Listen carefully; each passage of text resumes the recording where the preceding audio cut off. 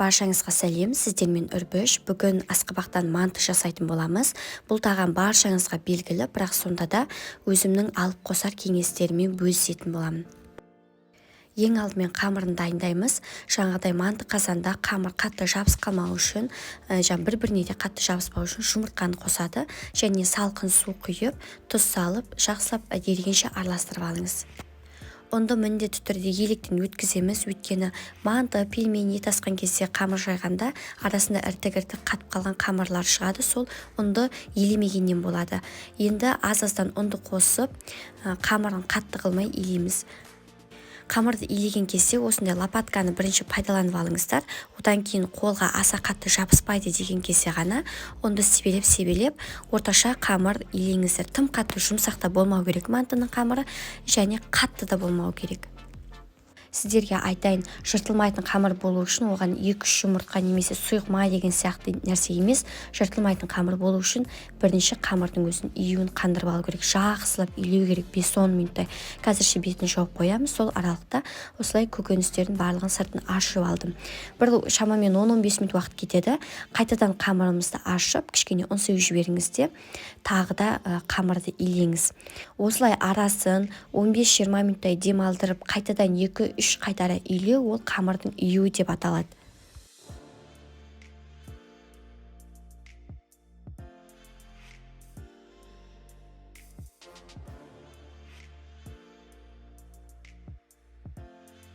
Салмасына пияз бен асқабақты пайдаландым.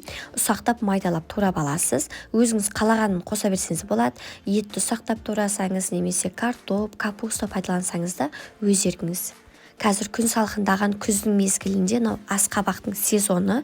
Осы кезде жақсылап асқабақты таңдап, тәттісін таңдап, рационымызға күн ара қолданған жақсы. Себебі әр уақыттың өзінің витаминін алып қалған дұрыс.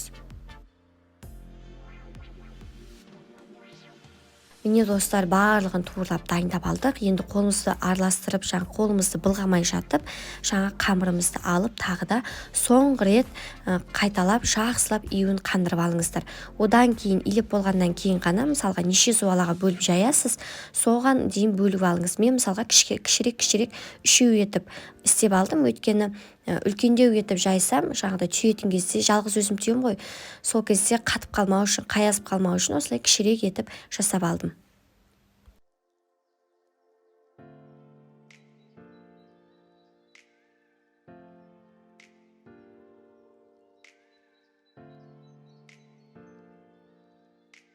Мен міндетті түрде құйрық май қосамын, және оны осылай ұсақтап турап алып, алдын ала морозильникте сақтаймын. Манты, самса, тағы бір кейде заттар пісіретін кезде алып қолдануға ыңғайлы болу үшін. Енді тұз, қара бұрышты дәміне қарай қосасыз да, жақсылап араластырып алыңыз.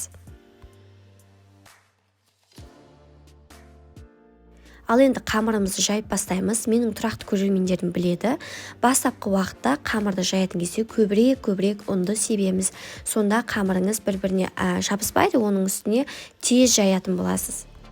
Кішкене дөңгелек формаға үлкендеу етіп келтіріп алу үшін осыны 4 жағынан жайып бастаймыз.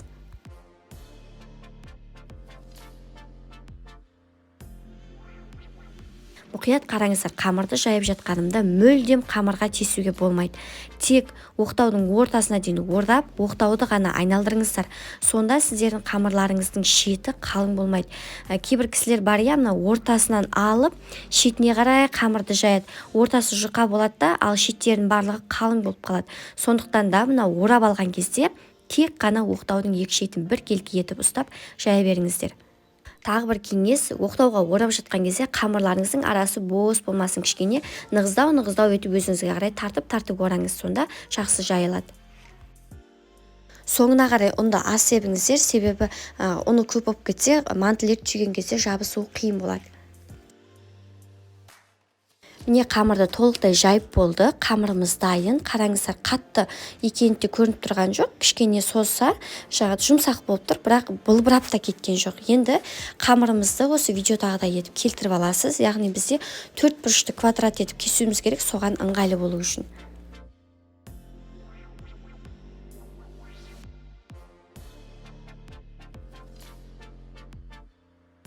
Тағы бір нәрсе, осылай бір-біріне жайып үстіне кесетін кезде 2-3 қамырды ғана біріктіремін.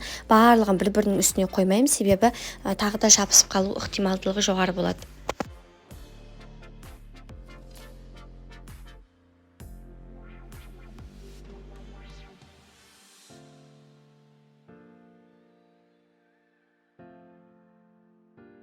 Енді салмасын салып, шетінен түйіп бастаймыз. Осы кезде барлық энергияңызды жинап, жылдам әрекет жасаңыз.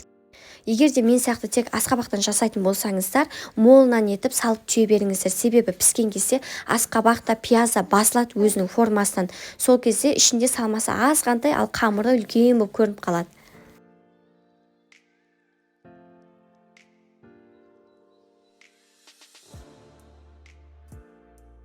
Манты қазанның табаларын жақсылап майлап, бір-біріне қатты жабыстырмай реттеп шығыңыздар. Одан кейін суды қайнатып қойыңыз. Қайнап тұрған суға ғана қоясыз. Яғни бірінші қойып, сосын судың қайнағанын күтпеңіз, әйтпесе барлығы былжырап кетеді. Енді бір шамамен 40-45 минутта толықтай піседі. Міне біздің мантылеріміз пісіп шықты. Енді ақырындап алыңыз да, қолыңызды күйдіріп алмай, жаңағыдай үлкен тарелкаларымызға салып беретін боламыз.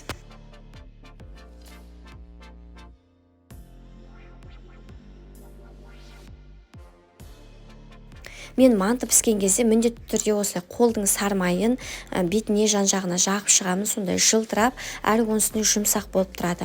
Кейбір кісілер бар, бетіне басқа подлива жасауы мүмкін. Енді ол әркімнің өз еркісінде. Осымен біздің тағамыз дайын. Егер де сіздерге ұнаған болса, лайк басып пікір қалдыруды ұмытпаңыздар. Ал каналыма жаңадан келген болсаңыз, подписаться кнопкасын басыңыз.